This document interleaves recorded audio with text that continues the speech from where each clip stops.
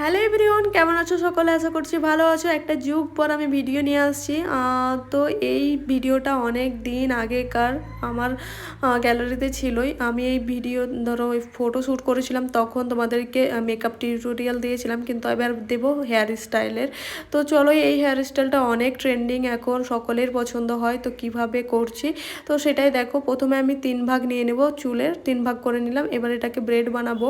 তো এইরকম নর্মাল আমরা ব্রেড সবাই বানাই, সকলেই দেখবে যে এই দিক থেকে একটু চুল নিয়ে ওই দিক থেকে একটু চুল নিয়ে, এই জিনিসটা আমরা ছোটোবেলা থেকেই শিখে এসেছি, এটা নতুন কিছু না। তো ফ্রন্টে এইভাবেই তোমরা এই করবে। আর এটা তোমার এঙ্গেজমেন্ট লুকের সঙ্গে বেশ ভালো যাবে। তারপরে তোমার যদি মডেল শ্যুট করাও সেখানেও তোমার খুব সুন্দর যাবে। তাছাড়া মানে সব জায়গাতে সব কিছু মানায় না তুমি। হ্যাঁ, তারপরে এটা পার্টি মেকআপে দিতে পারবে তোমরা।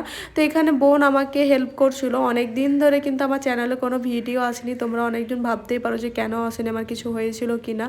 যদি কেউ আমার শুভচিন্তক থাকে তো এরকম মনে হতে পারে। তো আমি বলে দিই, তার কারণ হচ্ছে আমি এই চ্যানেলটাতে অনেক খেটে যাচ্ছি কিন্তু মানে কোনো রেসপন্স পাচ্ছি না ভালো। সেই জন্য মানে আমি এতটুকু, আমার যতটুকু স্বপ্ন ছিল তাও এগিয়ে গেছিলাম, আমার 2500 সাবস্ক্রাইবার হয়ে গেছে। তারপরে ওই চ্যানেলটাকে আমি ছেড়ে দেওয়ার কারণ হচ্ছে এটাই যে ভিউজ পাচ্ছিলাম না, খেটেই যাচ্ছিলাম, আমার ভালো লাগছিল না। তো সেই জন্য ছেড়ে দিয়েছিলাম। কিন্তু একটা জিনিস, যখন কোনো জিনিস পুরনো হয়ে যায় তখন কতটা মায়া লাগে বলো তো। পুরনো জিনিসের প্রতি মায়া একটা আলাদাই। যেমন আমাদের জামা কাপড়ে কোনো কিছু পুরনো থাকলে আমাদের ওই জামাটাই পরতে বেশ ভালো লাগে।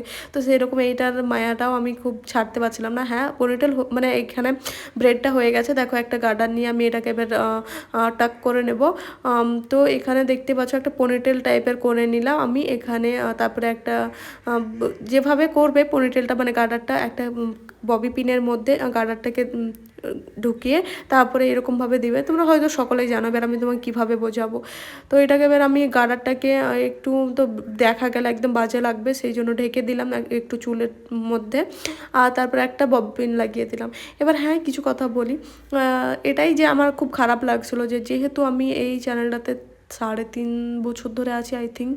তো খারাপ তো লাগবে তাই না, যে আমার এখানে অনেক সাবস্ক্রাইবার আছে, অনেক দিন ধরে আমি কাজ করছিলাম, ছাড়তে তো মন হয় না। কিন্তু আমি দেখলাম যে যাই ভিউজ আসুক না আসুক সেটা ম্যাটার করছে না এই মুহূর্তে। আমাকে ভিডিও আমি দেবো একটু একটু করে, যতটুকু পারবো আমি ততটুকু দেবো, আমি ভেবে রেখেছি।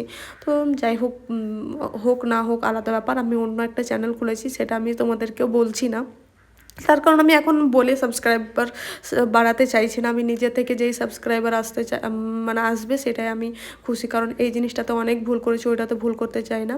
হ্যাঁ, তো যেটা আসল ব্যাপার, এবার দেখতেই পেলে আমি কার্ল করে নিলাম পুরো চুলে। এবার এই গ্লিটারি মানে ওই হেয়ার স্টাইল খুব চলছে তাই না এখন। আমার একটা পুরাতন প্যালেট আছে, আইশ্যাডো প্যালেট, ওখানে অনেক গ্লিটার আছে। সেখান থেকে একটা পিঙ্ক টাইপের নিয়ে আমরা এখানে দেখো চুলের মধ্যে দিয়ে দিলাম। ব্রাশের মধ্যে ভালোভাবে হচ্ছিল না, তাই এখানে বোন আর আমি হাতের মধ্যে চিপকিয়ে দিল কিছু। আর কত সুন্দর লাগছে তাই না। আমাকে তো খুবই ভালো লেগেছিলো হেয়ার স্টাইলটার জন্য, অনেকজন নাম করেছিল। তোমাদের কেমন লেগেছে অবশ্যই কিন্তু জানাতে হলো না। দেখো দারুণ লাগছে তাই না। তোমাদের সত্যি অবশ্যই কিন্তু জানাবে ভিডিওটা কেমন হয়েছে। ভিডিওটা ভালো লাগলে লাইক কমেন্ট সাবস্ক্রাইব করবে। দেখা হচ্ছে নেক্সট ভিডিওতে।